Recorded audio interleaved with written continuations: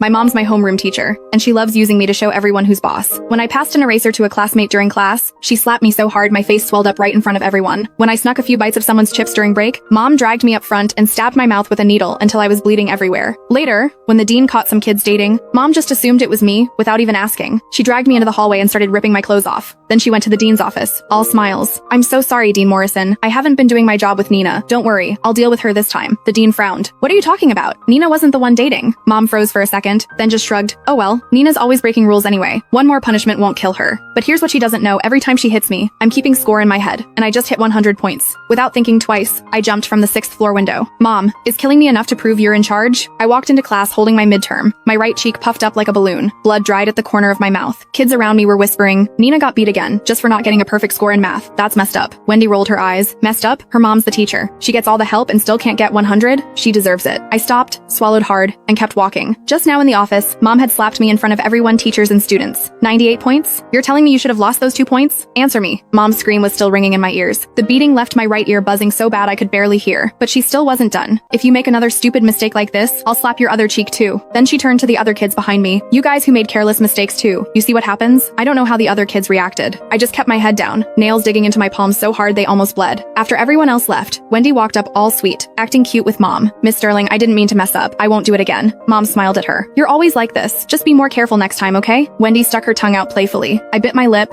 nails digging deeper. "All right, you can all go now." Mom waved us away. I slowly turned around, pulling my hoodie up to hide my numb, beaten face. Right before I left the office, I heard another teacher say to my mom, "Wendy really is your favorite. You wouldn't even touch her. You really know how to raise kids, Miss Sterling. Your daughter just takes it without making a sound." Mom said proudly, "Wendy's not dumb, she just doesn't apply herself. As for my daughter, she's been like this since she was little. Never talks back." But Mom has no idea. Someone who doesn't fight back when they're getting beat is either a dog or already dead inside. Because Mom uses me to prove she's tough, nobody in class wants to be my friend. I went back to my seat, my hand still hurting, and pulled out a tiny notebook from my sleeve. Face slapped for getting 98 on math test. -1 point for Mom. I wrote it down. This is the 99th time. That means Mom has used me to show off her authority exactly 99 times. One more time, and I'm done. For a soldier, deciding to die takes just a second. But I'm not a soldier. I'm just a regular person, scared and weak. I carefully put the notebook back in my sleeve and took out my math paper. Even though it was break time, I wasn't allowed to hang out with anyone. Listening to everyone else laughing and having fun around me made my swollen cheek hurt even more. Wendy walked over, sneering. "Nina, Miss Sterling treats me like her real daughter. You're probably just some orphan she picked up nothing but a punching bag." I clenched my fists, staring at her coldly. Someone whose mom ran out on her love stealing other people's moms. Wendy's mom left with another guy when she was 4. Everyone in class knew about it. Wendy's eyes went wide, instantly pissed. "Nina, you just wait." "I'm waiting," I said coldly. "She'd just go whisper to Mom and get me another beating. Perfect. That'd be doing me one last favor."